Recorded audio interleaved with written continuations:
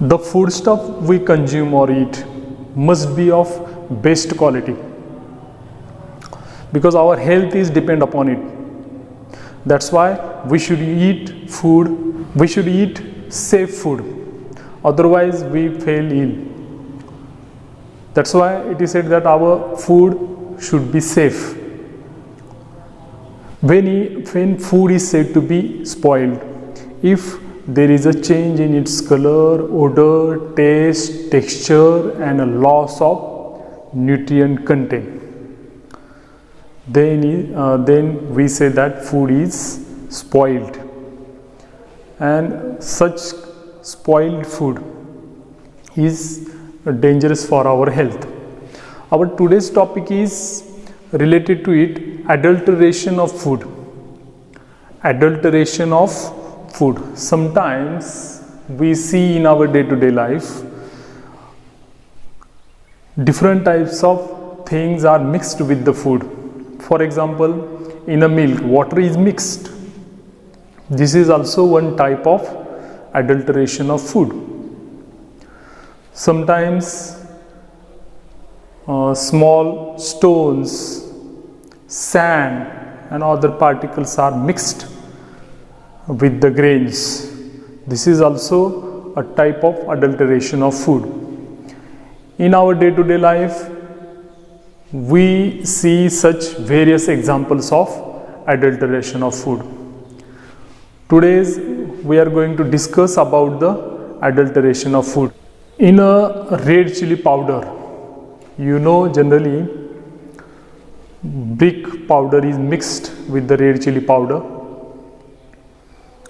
and papaya seeds of papayas are mixed with the black pepper.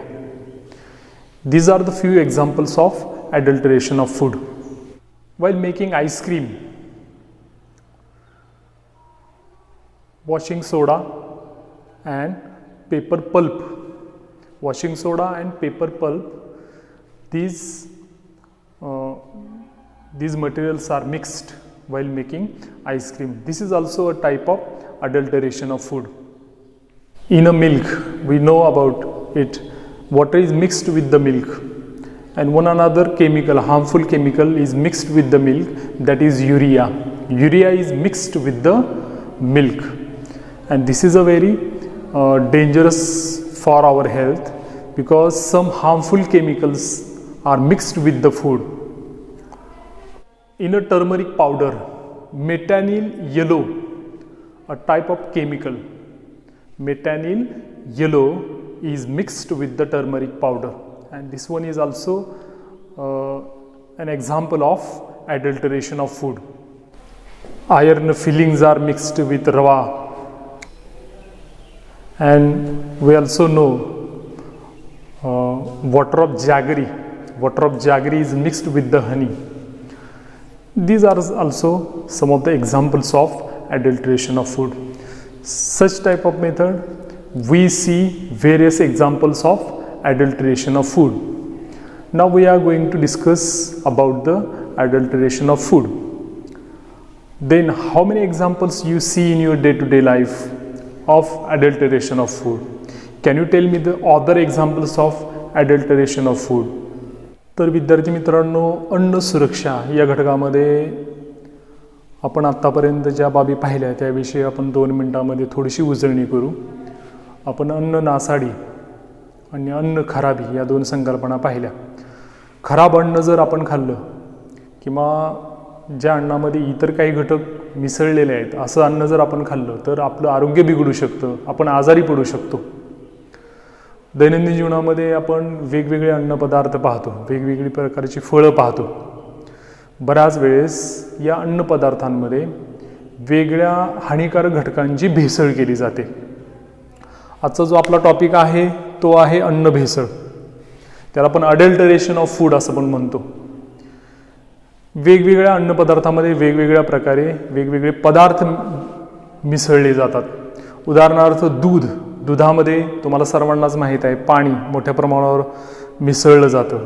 आणि अजून एक रासायनिक पदार्थ आहे तो आहे युरिया. युरिया आणि पाणी हे दुधातील भेसळीचे पदार्थ आहेत. त्यानंतर हळदीच्या पावडरमध्ये मेटॅनिल येलो नावाचा एक रासायनिक पदार्थ मिक्स केला जातो. याचबरोबर रव्यामध्ये लोहकण मिसळतात. धान्यामध्ये वाळूचे कण, वाळूचे खडे किंवा बारीक बारीक खडे किंवा तांदूळ असेल तर तांदळामध्ये सुद्धा पांढऱ्या रंगाचे गारगोटीसारखे बारीक बारीक खडे मिसळतात. आईस्क्रीममध्ये तुम्हाला सर्वांनाच माहीत आहे, आईस्क्रीममध्ये वॉशिंग पावडर आणि पेपर पल्प नावाचे घटक आईस्क्रीममध्ये मिसळले जातात. म्हणजे हे अतिशय हानिकारक रासायनिक पदार्थ आहेत आणि हे हानिकारक रासायनिक पदार्थ मोठ्या प्रमाणावर अन्नपदार्थामध्ये मिसळले जातात. त्याच पद्धतीनं मधामध्ये गुळाचं पाणी मिक्स करतात, आहे की नाही. त्यामुळं बऱ्याच वेळेस मधाला थोडीशी गुळाची चव लागते, कारण त्या मधामध्ये गुळाचं पाणी मिक्स करतात. त्याचबरोबर ब्लॅक पेपरमध्ये पपईच्या बिया वाळवून मिक्स करतात. अशा प्रकारे दैनंदिन जीवनामध्ये आपण पाहतो वेगवेगळ्या प्रकारच्या अन्नपदार्थांमध्ये वेगवेगळे पदार्थ मिसळतात आणि ही एक अन्न भेसळ आहे. ही अन्न भेसळ करणं हे कायद्यानं गुन्हा आहे. Due to this adulteration of food, our health, we all, young, old, rich, poor, we all, health of all of us is endangered due to this adulteration of food. That's why we should be aware about the adulteration of food. आपण अन्न भेसळीच्या संदर्भामध्ये सर्वांनीच जागरूक राहणं ही काळाची गरज आहे. कारण असं भेसळयुक्त अन्न जर आपण खाल्लं तर आपल्या सर्वांच्याच आरोग्यावर त्याचा परिणाम घडून येतो. मग असं भेसळयुक्त अन्न आपण जर वारंवार घेत राहिलो तर कालांतरानं आपलं आरोग्य धोक्यात येऊ शकतं. त्यामुळं आपण सर्वांनीच अन्न भेसळीच्या संदर्भामध्ये जागरूक राहणं अत्यंत महत्त्वाचं आहे आणि ती एक काळाची गरज आहे. Then how will you find out different types of adulterants are added to the food? There are different types of tests are available in the recent time. The first is how will you find out if water is added to the milk? There is a very simple test. Take a few drops of milk on a glass slide and make it inclined. The drop of milk is sprayed slowly, goes downward, and after some period of time you will find the white mark of milk. If you are not able to find that mark of white milk, that means a lot of water is added to it. This is a very simple method. You can easily find out water is added to the milk. काचेच्या पट्टीवर दुधाचे 2-3 थेंब टाका आणि थोडंसं ते ओघळू द्या. खाली असं ओघळल्यानंतर थोड्या वेळानं तो थेंब वाळल्यानंतर एक पांढरट खूण किंवा पांढरट रेष पडते. मग तो जो पांढरा भाग आहे तो जर तुम्हाला दिसला तर दुधामध्ये पाणी मिक्स केलेलं नाही. तो जर नाही दिसला तर आपण सहजासहजी ओळखू शकतो की त्या दुधामध्ये भरपूर प्रमाणामध्ये पाणी मिक्स केलेलं आहे. Then how do you find out something is added to a red chili powder? One another experiment you can execute at your home. Take a spoonful of red chili powder in a glass, take few water in it and stir it properly and leave that glass for a while. After some period of time, if the water chili powder, there are few content like brick powder and other soil particles are added to it. All these particles settle at the bottom of the glass, and these particles get separated after some period of time. That means the method of settling you can use to find out adulterants into the red chili powder. Then if methanol yellow a type of chemical powder, is mixed with the turmeric powder.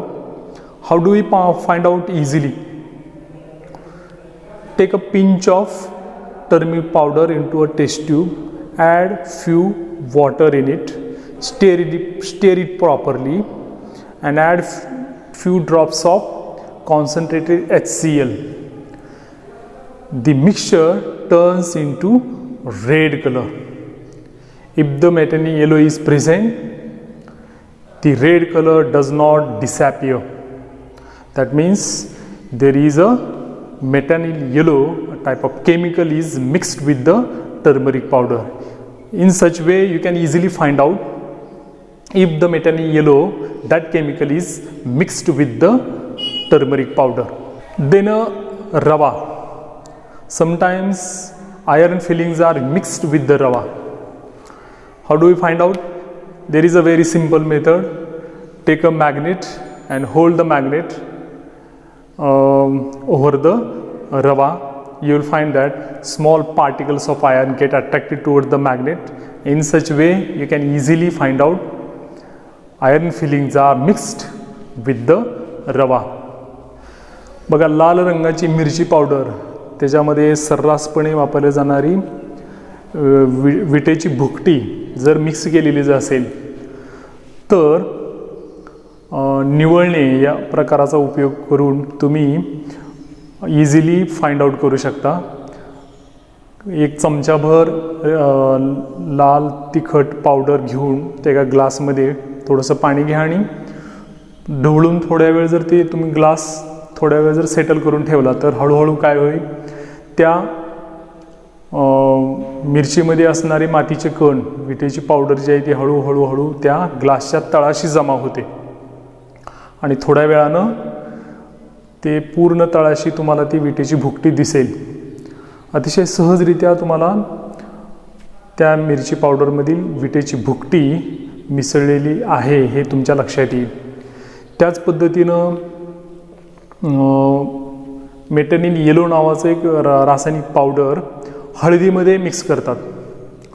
तर याच्यासाठी विरल hydrochloric acid टाकून, विरल hydrochloric acid त्या हळदीच्या मिश्रणामध्ये टाकून पाहिल्यानंतर तुम्हाला असं आढळून येईल की त्या मेटॅनिल येलोचा HCl बरोबर संयोग झाल्यामुळं त्या द्रावणाला लाल रंग प्राप्त होतो. या गुणधर्माचा वापर करून तुम्ही हळदीमध्ये मेटॅनिल येलो नावाचं रसायन मिक्स केलेलं आहे की नाही हे तुम्ही सहजरित्या ओळखू शकता. त्यासाठी तुम्हाला चिमूटभर हळद एका परीक्षणनळीमध्ये टाका आणि थोडंसं पाणी टाकून ती चांगल्या प्रकारे ढवळा आणि 1-2 थेंब विरल हायड्रोक्लोरिक ॲसिडचे त्याच्यामध्ये टाकल्यानंतर ते जे द्रावण आहे ते लाल रंगाचं होतं आणि हा लाल रंग अदृश्य होत नाही, तो लाल रंग तसाच राहतो. जर लाल रंग जर तसाच राहिला तर तुम्ही सहजरित्या ओळखू शकता की त्याच्यामध्ये मेटॅनिल येलो नावाचं रसायन मिक्स केलेलं आहे. याच पद्धतीनं रव्यामध्ये लोह किस मिक्स करतात. त्याच्यासाठी साधा चुंबक घेऊन जर त्या रव्यावर जर तुम्ही फिरवलं तर ते लोह किस त्या चुंबकाकडं आकर्षिला जातो. अशा काही साध्या सोप्या पद्धती वापरून सुद्धा तुम्ही अन्नातील भेसळ झालेली आहे की नाही हे तुम्ही फाइंड आउट करू शकता, शोधू शकता. Our health is endangered due to this adulterated food. Different types of adulterants affect on our health at different method. Some adulterants cause abdominal discomfort or poisoning, while some adulterants may affect on various organs. Sometimes if you consume these adulterants for a long period of time, it also can cause cancer. काही भेसळयुक्त रासायनिक पदार्थ निरंतर जर आपण घेत असू तर त्यामुळं आपलं पाचनतंत्रावर त्याचा परिणाम होतोच, परंतु अगदी निरंतर काळापर्यंत जर आपण असे भेसळयुक्त रासायनिक पदार्थ जर आपण घेतले तर आपल्याला कॅन्सरसुद्धा होऊ शकतो. त्याच्यामुळं आपण सर्वांनीच या अन्न भेसळीच्या संदर्भामध्ये खूप जागरूक राहणं अत्यंत गरजेचं आहे. पहा, आपण आजच्या तासाला नेमकं काय अभ्यासलं आहे ते आपण पुन्हा एकदा पाहूया. बघा, अन्न सुरक्षा या घटकामध्ये आज आपण अडल्टरेशन ऑफ फूड म्हणजे अन्न भेसळ पाहिली. तर अन्न भेसळ म्हणजे काय, तर आपण दैनंदिन जीवनामध्ये जे वेगवेगळे प्रकारचे अन्नपदार्थ आपण ग्रहण करतो, त्या अन्नपदार्थामध्ये बऱ्याच वेळेस व्यापारी त्यांचा फायदा व्हावा यासाठी इतर काही पदार्थ जे आपल्या आरोग्यास उपयुक्त नसतात किंवा कधीकधी ते अतिशय हानिकारक ठरतात, असे पदार्थ त्या अन्नामध्ये मिक्स केले जातात. मग अशी अन्न भेसळीची उदाहरणं कोणती आहेत, तर दुधामध्ये पाणी आणि युरिया मिक्स करणं, आईस्क्रीममध्ये वॉशिंग सोडा किंवा पेपर पल्प मिक्स करणं, हळदीच्या पावडरमध्ये मेटानिल येलो नावाचा रासायनिक पदार्थ मिक्स करणं, किंवा तांबड्या मिरचीच्या पावडरमध्ये विटेची भुकटी मिक्स करणं, किंवा रव्यामध्ये लोहकीस मिक्स करणं, ही सगळी अन्न भेसळीची उदाहरणं आहेत. तुम्हाला इतर पण काही अन्न भेसळीची उदाहरणं सांगता येतील. मधामध्ये सर्रास मिक्स केला जाणारा एक पदार्थ तुम्हाला सांगता येईल, तो म्हणजे गुळाचं पाणी. गूळ मिक्स करतात मधामध्ये, ते सुद्धा अन्न भेसळीचं एक उदाहरण आहे. तर वेगवेगळे व्यक्ती समाजामध्ये अन्नामध्ये भेसळ करतात त्यांचा फायदा व्हावा म्हणून, परंतु बऱ्याच वेळेस असे काही रासायनिक पदार्थ जर अन्नामध्ये मिक्स केले गेले तर त्यामुळे शरीरावर अतिशय विपरीत परिणाम घडून येतो. Calcium carbide is used for ripening of fruits or making the fruits more attractive. Some other chemicals are also used for the ripening of fruit or to make the fruits more attractive. For example, banana. Generally, so many farmers use calcium carbide. This is a very harmful chemical and that is used to make the banana more attractive, more yellowish. तुम्हाला सर्वांनाच माहीत आहे, बाजारामध्ये असणारी फळं आहे की नाही, ती फळं पिकवण्यासाठी किंवा त्या फळांना अतिशय आकर्षक रंग यावा यासाठी तुम्हाला माहीत आहे केळी कॅल्शियम कार्बाइड हे एक रसायन वापरतात केळी पिकवण्यासाठी, किंवा काही इतर पण रसायनं वापरतात केळीला पिवळा जर्द रंग यावा यासाठी, किंवा काही फळांना काही रसायनांची इंजेक्शन्स देतात टेस्ट आणि ते त्या फळांना चांगली चव यावी यासाठी. परंतु ही रसायनं आपल्या शरीरासाठी अत्यंत घातक असतात. त्याच्यामुळे आपण सर्वांनीच जागरूक राहणं अत्यंत गरजेचं आहे. आणि जर आपण जागरूक नाही राहिलो तर मग आपलं आरोग्य निश्चितच धोक्यात येऊ शकतं.